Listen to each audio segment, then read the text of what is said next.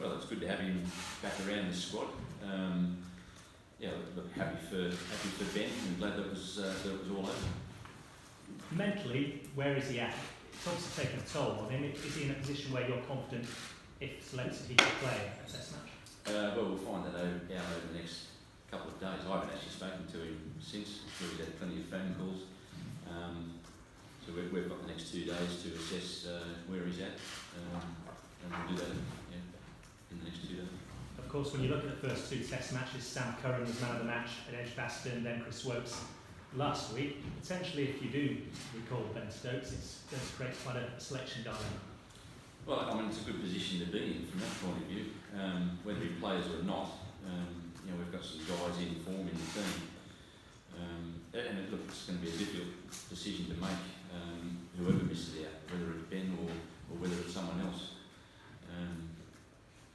It's a position we've been trying to get into in the test team for a while. The one-day team, it's a difficult team to select. The test team, it's been difficult for other reasons, but we're starting to get some good young players coming into the team, which makes the job of the selectors difficult. And fun for me on the Ben Stokes issue, the ECB have got their own disciplinary process that's now ongoing. Does that create any issues for you, or is it business as usual? Oh no, for us and the team, it's business as usual. That's out of our hands, and they'll deal with that accordingly. Trevor, Michael Vaughan has told us that he thinks it was too hasty to bring Ben back into the squad, given what he's gone through, given the events of the last few weeks and months. Indeed, he should have had a break. Were you supportive of him coming back in? Were you part of that decision making, and why is it the right thing for him to do? Well, it was a collective sort of decision. Self-management. The captain of the team, Andy Flower, the board, everyone was sort of had a bit of a say.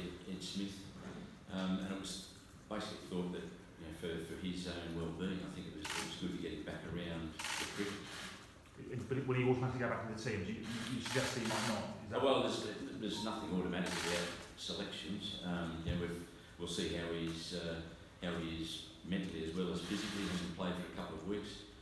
He's been a guy that in the past has been able to come in and perform without having played a lot of cricket. So we'll take that into consideration. But also, sometimes it's a little bit like when someone gets injured, someone else comes into the team and goes well. It's a bit difficult for that injured player to come back in. Well, it's a similar situation. It's a difficult decision. The Daily Mail, Trevor, today said that there'll be an inquest into the entire culture around your squad. Is that the case? Is there a need for that, do you think? And what lessons have you and the team learned from this episode?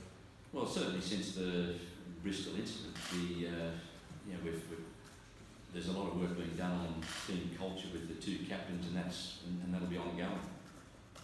Certainly we've had to make 1 or 2 changes, obviously with curfews and that type of thing. But as I said, there'll be an ongoing work done on team culture and what it means to actually play for England. Steve? What do you think on that issue of curfews